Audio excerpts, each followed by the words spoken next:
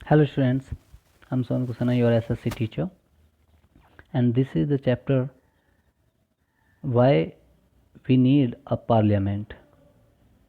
हमें संसद की ज़रूरत क्यों होती है ना? Okay, let start. सबसे फर्स्ट तो आप ये चीज़ें समझो प्लीज़ कि एक्सप्लेनेशन को अच्छे से समझा करें, देखा करें वीडियो को कम्प्लीटली, और जो क्वेश्चन आंसर कराए जाते हैं उनकी प्रैक्टिस किया करें. चलिए, फर्स्ट नंबर पे पार्लियामेंट के बारे में आता है. द पार्लियामेंट ऑफ इंडिया, संसद, is the supreme law making institution.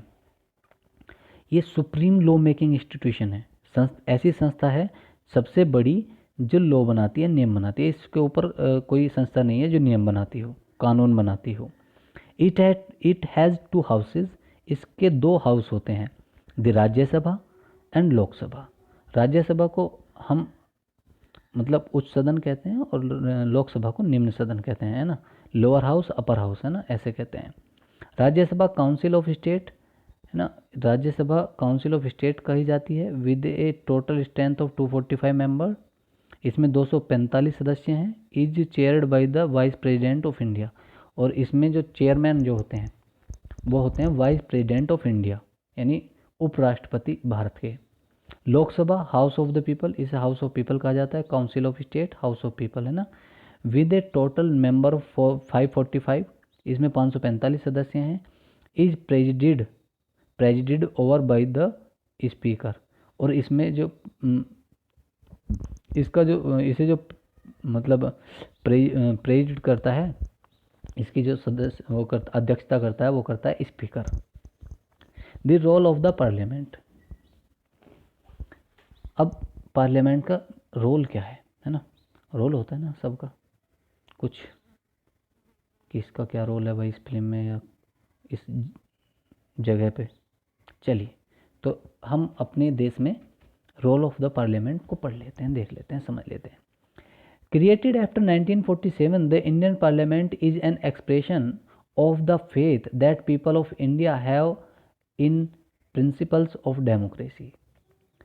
जब 1947 में देश बन गया, हो गया आज़ाद, the Indian parliament is an expression of the faith that the people of India have in principle of democracy. तो जो संसद थी वो उस फेथ की, उस आस्था का एक्सप्रेशन थी, मतलब व्याख्यान थी जो लोगों की डेमोक्रेसी में थी, यानी गणतंत्र में जो लोगों की आस्था थी उसका ही रूप थी संसद. These are participation by people in the decision making process. और ये था पार्टिसिपेशन लोगों का, जो लॉ मेकिंग थी उसमें लोगों का participation. And government by consent, है ना, और गवर्नमेंट में भी. The parliament in our system has immense power because it is the representative of people. जो संसद है इसके पास immense power है ना, मतलब काफ़ी ताकत है, क्योंकि ये it is the representative of the people, ये लोगों का रिप्रेजेंटेटिव है. समझ रहे हो, क्योंकि जो लोग पीपल जो हम चुनते हैं लोग अपने रिप्रेजेंटेटिव, वो इसमें बैठते हैं, इसलिए इसके पास इमेंस पावर है, अधिक ताकत है. Elections to the parliament are held in a similar manner as they are for the state legislature. जो चुनाव होते हैं ना पार्लियामेंट के लिए, संसद के लिए, वो बिल्कुल ऐसे ही होते हैं जैसे आपने एमएलए के देखे होंगे, एमएलए के इलेक्शन होते हैं ऐसे ही सेम होते हैं उसके.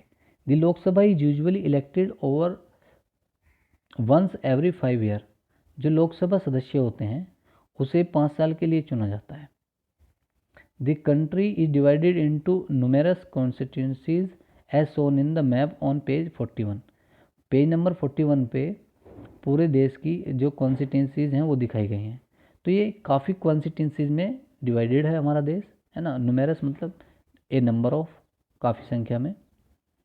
Each of these constituencies elects 1 person to the parliament. और इन सभी कॉन्स्टिट्यूंसी में से एक सदस्य को पार्लियामेंट में चुना जाता है. The candidates who contest election usually belongs to a different political party.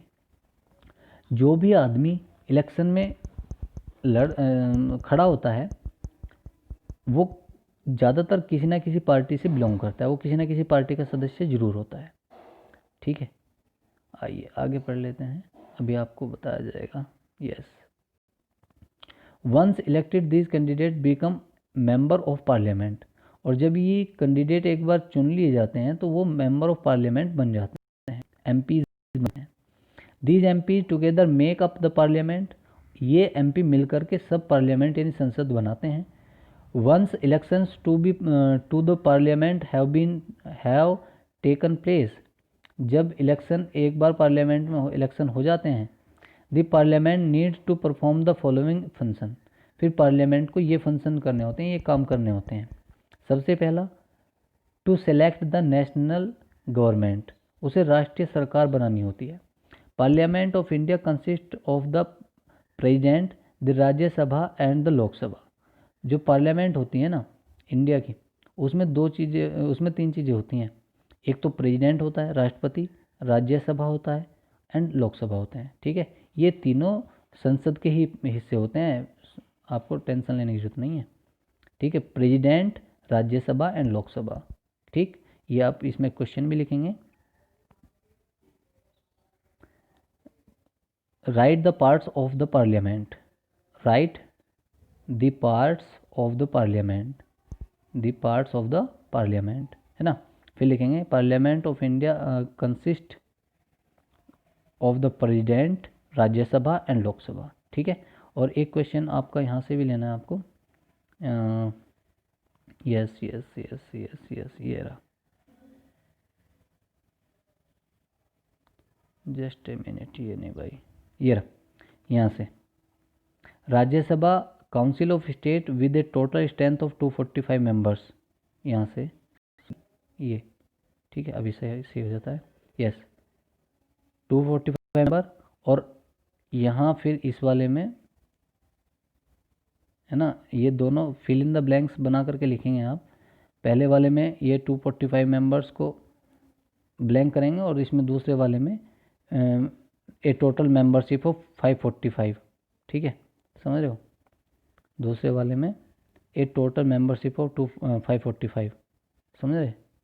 Yes, ये कंप्लीट, दो फिल इन द ब्लैंक्स यहाँ से, और एक क्वेश्चन वो जो अभी अभी कराया है, पार्ट्स ऑफ पार्लियामेंट। चलिए जी, अब आ जाते हैं इसमें। आफ्टर अ लोकसभा इलेक्शन के बाद a list is prepared showing how many MPs belong to each party. तो एक लिस्ट बनाई जाती है कि प्रत्येक पॉलिटिकल पार्टी को कितने एमएलएज मिले हैं। ठीक है, जैसे इधर दिखा रखा ना, देखो ये ध्यान से देखें, ये है result of the 15th Lok Sabha elections में 2009 के। तो इसमें ऐसे मिले थे, Bahujan Samaj party BSP 21, Bharatiya Janata party BJP 116, communist party of India 4, communist party of India जिसे मार्क्सिस्ट होते हैं 16th, Indian national Congress 206 206, and nationalist Congress party NCP 9, राष्ट्रीय जनता दल 4। ठीक है, ऐसे ये स्टेट पार्टी थी, जो रीजनल पार्टीज कहलाती हैं उन्हें भी ऐसे मिले थे। उनमें सबसे बेहतरीन जो किया था परफॉर्म, वो किया था समाजवादी पार्टी ने, उसे मिले थे 23 MPs.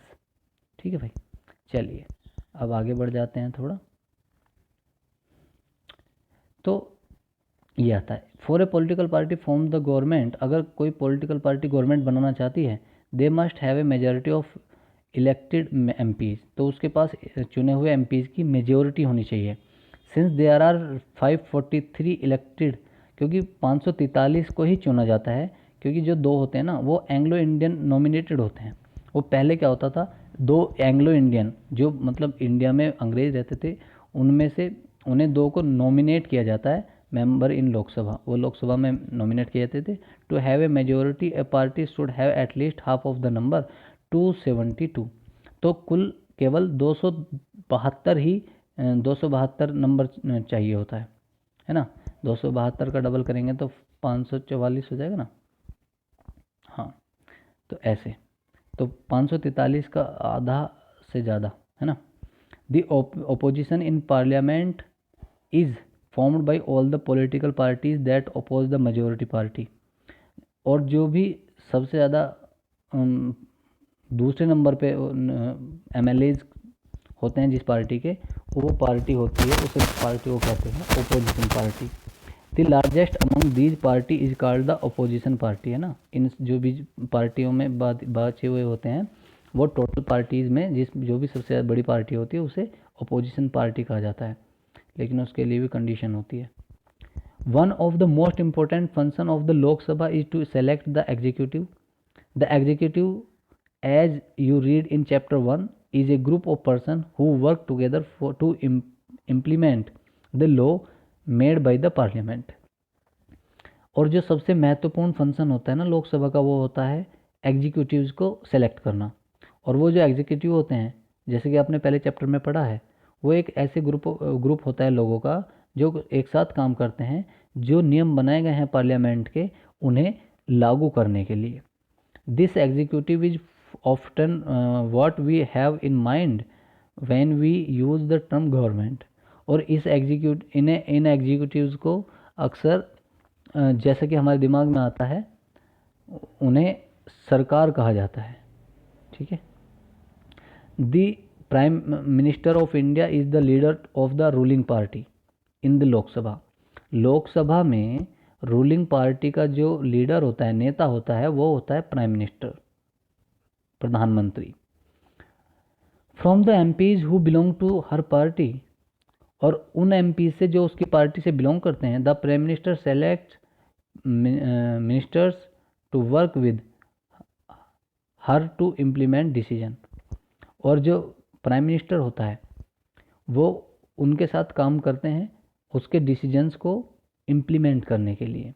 These ministers then take charge of different areas of government functioning like health, education, finance, etc। और फिर ये जो मिनिस्टर्स होते हैं ना, ये चार्ज लेते हैं ना, मतलब संभालते हैं अलग अलग फंक्शनिंग को, जैसे हेल्थ होती है, एजुकेशन होती है और फिनेंस होती है ना, यानी वित्त। Often time in the recent past it has been difficult for a single political party to get the majority that is required to form the government। अभी पिछले दिनों में क्या होता है कि एक अकेली पार्टी के लिए बड़ा मुश्किल हो जाता है मेजॉरिटी लेना, है ना। यानी पूरा जो एक होता है ना मेजॉरिटी, मतलब आधे से ज़्यादा सीटों को अकेली पार्टी के लिए जीतना वो मुश्किल हो जाता है। They then join together with different political parties. फिर वो क्या करते हैं, वे दूसरी पार्टीज़ के साथ मिल जाते हैं। Who are interested in similar concern, जो उनके जैसी ही कंसर्न के इंटरेस्टेड होते हैं, to form what is known as a coalition government. तो इसे क्या कहते हैं, इसे कहते हैं कोएलिशन गवर्नमेंट। कोएलिशन मतलब गठबंधन, है ना, एक दूसरे के सहारे चलना, ठीक। अब यहाँ से आप क्वेश्चन ले लीजिए ये वाला, what is a coalition government, what is a coalition government. यहाँ से लिखेंगे, आंसर थोड़ा सा बड़ा हो जाएगा, शॉर्ट नहीं रहेगा, सॉरी, चलो छोड़ो, आप यहाँ से स्टार्ट करेंगे। कोएलिशन गवर्नमेंट तो पूरा ही पैराग्राफ आएगा, वरना आप ये लिखो कि